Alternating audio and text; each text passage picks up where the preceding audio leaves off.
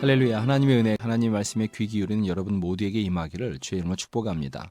우리가 이 시간에 함께 볼 하나님의 말씀은 마태복음 8장 23절에서 27절입니다. 우리가 23절부터 읽게 되겠지만 그러나 본문은 18절의 연장으로 보아야 합니다. 18절에서 예수님께서 건너편으로 가시자 말씀하셨고 이를 위해 제자들과 함께 배를 타고 가는 중에 풍랑을 만난 사건이 본문입니다.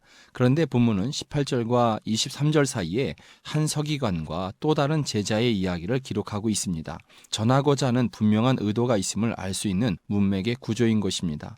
이렇게 생각하는 이유는 마가복음 4장에서 동일한 사건을 기록하고 있음에도 불구하고 중간에 서기관의 이야기나 한 제자의 이야기가 없기 때문입니다.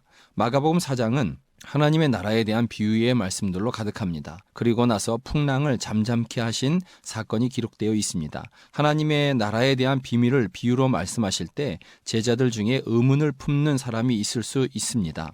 당신이 누구인데 하나님 나라에 대해서 그렇게 잘 알 수 있지? 과연 믿을만 한가 하는 의문을 가질만 할 때 풍랑조차 복종하게 하시는 예수님을 보이게 되는 것입니다.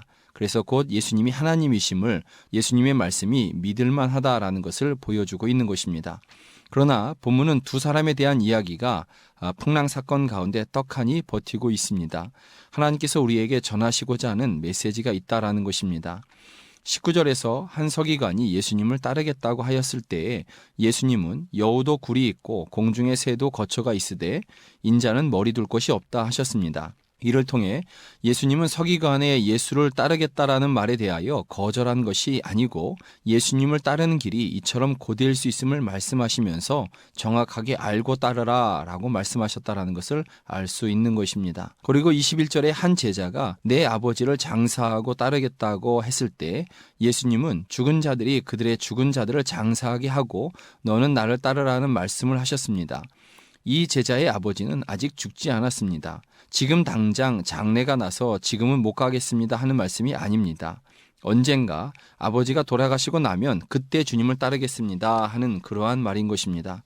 예수님의 말씀은 우선순위의 문제입니다. 무엇보다도 예수님을 따르는 것이 먼저이며 가장 급한 일이라고 말씀하시는 것입니다. 예수님을 따를 때 그 길이 십자가의 길임을 알고 따르고 예수님을 따르는 것이 가장 우선되는 것임을 말씀하시는 것입니다. 그 다음에 성경은 다시 18절에 이어서 본문을 이어가고 있습니다. 그러므로 본문도 역시 주님을 따르는 문제의 하나임을 알 수 있는 것입니다. 마가복음 4장은 예수님이 하나님 되심을 강조하기 위한 구조였다면 본문은 하나님 되시는 예수님을 어떻게 따를 것이냐 하는 것을 강조하는 것이다 라는 것입니다. 본문에서 우리가 1차적으로 발견할 수 있는 예수님은 어떤 분이시냐면 바로 풍랑과 바람까지도 잠잠케 하시는 그런 분이십니다. 세상의 모든 것이 주님의 말씀 앞에 복종할 수밖에 없습니다. 주님이 자연계에 종속된 분이 아니고 오히려 주님이 바로 자연계를 창조하신 분이기 때문입니다. 곧 예수님은 하나님이십니다. 본문은 그런 이유로 인하여 예수님의 신성 곧 하나님 되심을 뒷받침해 주는 성경 구절로 종종 인용되고 있기도 합니다. 인간의 삶 속에서 자연스럽게 일어나는 풍랑과 같은 것들이 있습니다. 지혜의 부족함으로 인해 만나게 되는 실패, 몸의 약함으로 인해 생기는 병, 미래를 보지 못해서 생기는 두려움, 언젠가 찾아오게 될 죽음에 대한 염려 등은 어쩌면 자연스러운 일들일 수 있습니다. 그러나 이 모든 것 앞에서 예수님의 이름으로 선포할 때 우리는 승리를 보게 될 것입니다. 1차적으로 본문을 통해 예수님의 하나님 되심을 보았다면 문맥의 구조 안에서 발견할 수 있는 예수님의 메시지는 무엇일까? 전체적인 문맥의 구조는 예수님을 따르는 것에 대한 말씀이라고 했습니다. 그렇다면 오늘 우리가 읽는 본문 역시 이 구조 안에서 핵심을 찾아야 할 것입니다.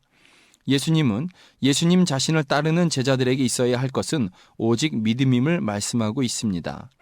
예수님은 제자들과 한 배를 타고 계셨습니다. 제자들은 이것을 인식하고 있어야 합니다. 비록 바람이 세게 불고 풍랑이 크게 쳤지만 그래서 너무도 위험하게 생각되어 죽게 된 것처럼 여겨졌지만 그 현장에는 예수님이 계셨습니다. 오늘 본문이 있기 전에 예수님은 마태복음 4장 23절 24절에서 예수님을 찾아오는 모든 병자들과 귀신 들린 사람들을 전부 고쳐주셨습니다. 또 8장에서는 나병 환자를 고쳐주셨고 한 이방인 백부장의 하인을 말씀으로만 고쳐주셨습니다. 8장 14절에서는 베드로의 장모의 열병을 고쳐주셨습니다. 16절에서는 귀신 들린 자를 많이 데려왔지만 말씀으로 귀신들을 다 쫓아내시고 병든 자들을 고쳐주셨습니다. 이 모든 현장에 제자들이 있었습니다. 그리고 본문의 풍랑 현장에도 제자들은 예수님과 함께하고 있었던 것입니다. 그럼에도 불구하고 제자들은 두려워하고 예수님을 원망하고 있습니다. 그들이 예수님을 향해 와서 우리를 구원하소서 하는 말은 단지 와서 배에 한 손 거들라는 말입니다. 왜 그들은 믿지 않았을까요? 제가 이렇게 물어보는 것은 예수님이 제자들에게 하신 말씀이 어찌하여 무서워하느냐 믿음이 작은 자들아 하셨기 때문입니다. 마가복음에서는 어찌하여 이렇게 무서워하느냐 너희가 어찌 믿음이 없느냐 하셨다고 기록하고 있습니다. 제자들이 정말로 예수님으로 말미암은 구원을 믿고 말하는 것이었다면 제자들을 향하여 예수님이 이렇게 말씀하실 까닭이 없었을 것입니다.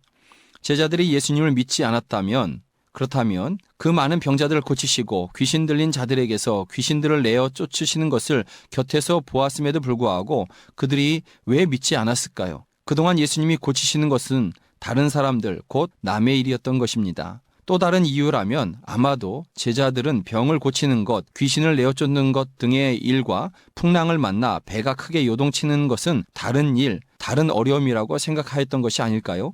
그래 병은 고치실 수 있어. 그래 귀신도 내어 쫓으실 수 있어. 하지만 풍랑은 다른 것이잖아. 그러니 할 수 없어.